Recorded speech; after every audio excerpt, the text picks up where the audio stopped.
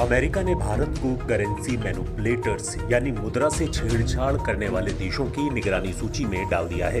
इस पर भारत सरकार ने मंगलवार को प्रतिक्रिया देते हुए कहा है कि इसका कोई तर्क समझ में नहीं आता है। भारत के वाणिज्य सचिव अनूप वाधवान ने संवाददाताओं से कहा, मैं इसका कोई आर्थिक तर्क नहीं समझ पाया हूं। उन्होंने कहा कि केंद्रीय रिजर्व बैंक मार्केट फोर्सेस के अनुरूप ही मुद्रा का संग्रह करता है।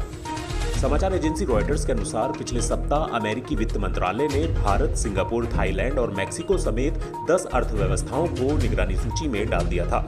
इसमें कहा गया था कि इन देशों के मुद्रा संग्रहण और अन्य तरीकों पर करीबी नजर बनाए रखने की जरूरत है। वाणिज्य सचिव ने बताया कि भारत का अमेरिका के साथ व्यापार अधिशेष यानी किसी राष्ट्र का निर्यात जब उसके आयात से आगे निकल जाता है, वो 2020-21 में तकरीबन $5 अरब तक बढ़ गया था। अमेरिकी रिपोर्ट का कहना है कि अमेरिका के साथ भारत का द्विपक्षीय व्यापार अधिशेष 2020 में वस्तुओं के मामले में $24 अरब था। इसमें सेवाओं का वित्तीय अधिशेष $8 अरब था। रिपोर्ट में कहा गया है कि भारतीय प्राधिकरण को चाहिए कि वो अव्यवस्थित बाजार की स्थिति और अधिक रिजर्व को जमा किए जाने विदेशी मुद्रा हस्तक्षेप को सीमित करे। कुछ अर्थशास्त्रियों का कहना है कि अमेरिका का भारत को लेकर उठाया गया नया कदम केंद्रीय बैंक को विदेशी मुद्रा बाजार में आक्रामक हस्तक्षेप करने से रोकेगा।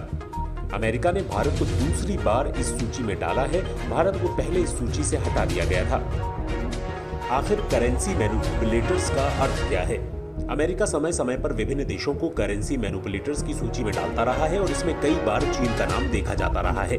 अमेरिका उन देशों को इस सूची में शामिल करता रहा है जो जानबूझकर अनुचित मुद्रा व्यवहार को अपनाते हुए डॉलर के मुकाबले अपनी मुद्रा का अवमूल्यन करते हैं। ये चलन कोई देश इसलिए अपनाना चाहता है ताकि वो इसके जरिए कृत्रिम रूप से अपनी मुद्रा को घटाकर दूसरों से अनुचित लाभ ले सके।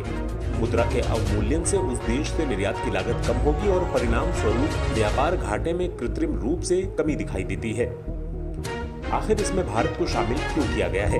अमेरिका विभिन्न पैरामीटर्स पर किसी देश को इस सूची में शामिल करता है। इसमें एक वित्त वर्ष में व्यापार अधिशेष का महत्वपूर्ण तरीके से बढ़ना और 12 महीनों के दौरान देश की कुल जीडीपी का 2% मुद्रा भंडार की खरीद करने जैसे पैरामीटर्स शामिल हैं।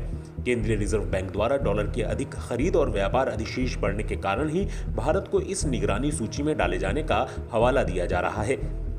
हालिया रिपोर्ट में भारत का अमेरिका के साथ व्यापार अधिशेष $20 अरब से अधिक हो गया है। वहीं केंद्रीय बैंक के आंकड़ों के अनुसार भारत ने 2019 के आखिर तक विदेशी मुद्रा खरीदने में विशेष रूप से तेजी दिखाई थी।